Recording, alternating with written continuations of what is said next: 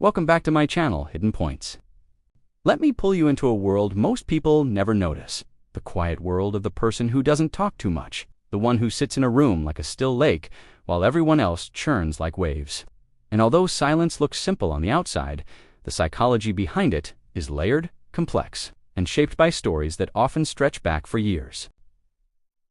Imagine someone like Emily, a college student who walks into a noisy room and instantly feels her mind shift into observation mode. It's not because she's shy or afraid, but because she processes information deeply, pulling every detail into an inner world that moves slower and thinks harder than the average person's. Or take Daniel, a young man who grew up in a household where speaking first meant speaking wrong. He learned to fold his voice inward, letting silence protect him. Even now, as an adult, he speaks carefully, selectively, weighing every sentence before it leaves his mouth.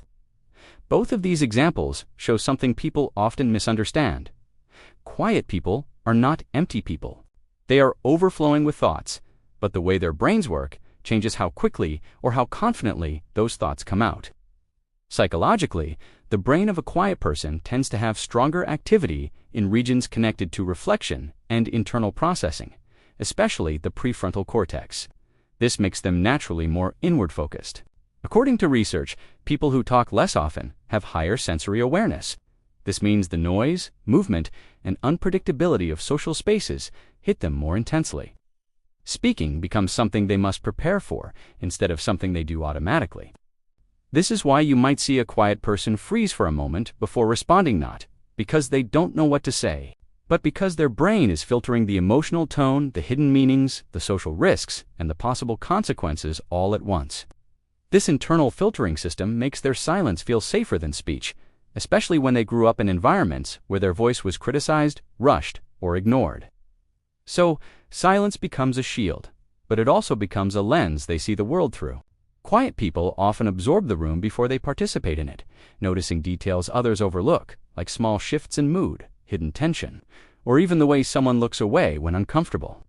This deep sensitivity comes from a psychological trait known as high internal processing, where the brain prefers reflection over reaction.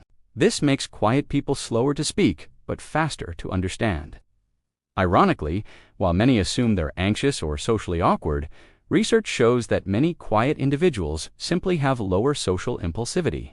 They don't speak until they have something meaningful to say. This is why conversations with them can feel so intentional. Every word they choose has been shaped by thought and precision. But there's another layer, the emotional one. For many quiet people, silence is a tool that keeps them safe, not physically, but psychologically. Talking too much can feel like exposure, like handing pieces of themselves to others who might not treat those pieces carefully. Past experiences play a massive role here, if they've been embarrassed, dismissed, or misunderstood in childhood. Their adult brain stores a kind of conversational caution, learning that silence reduces risk. And even though they may crave connection, their fear of being misread makes them speak less than they feel. Inside, this conflict grows. The desire to be seen mixed with the instinct to stay guarded. While the world often rewards loud, confident, expressive personalities, quiet people tend to carry a private strength built from observation, awareness, and emotional intelligence. Because they speak less, they usually listen more, absorbing not only information but the emotional patterns behind it, making them excellent readers of people. And because their thoughts rarely spill out instantly, their insights often appear deeper, sharper, and more reflective than those who think aloud. One of the most fascinating psychological elements is that quiet people usually speak more freely in one-on-one settings than in groups.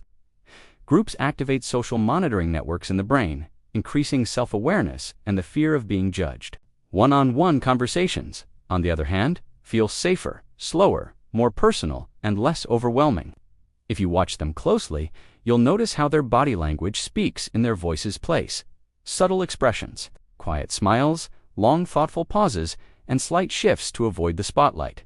The truth is, many quiet people don't hate talking. They hate talking without purpose. They hate being misunderstood, and they hate feeling rushed, socially exposed, or drained by overstimulation. Deep down, most of them carry a mind that never stops thinking, even if their mouths stay still. Silence is not emptiness. It's the place where their mind breathes, where their thoughts sharpen, where their creativity grows, where their memories settle, and where their emotions become understandable. Even though the world may underestimate them, their silence is not a weakness. It is a strategy, a structure, a form of identity shaped through temperament, experience, and biology. And if you ever get close enough to earn the trust of someone who doesn't talk too much, you'll discover something rare in this loud world. Their words are few, but their meaning is endless. Thanks for watching Hidden Points.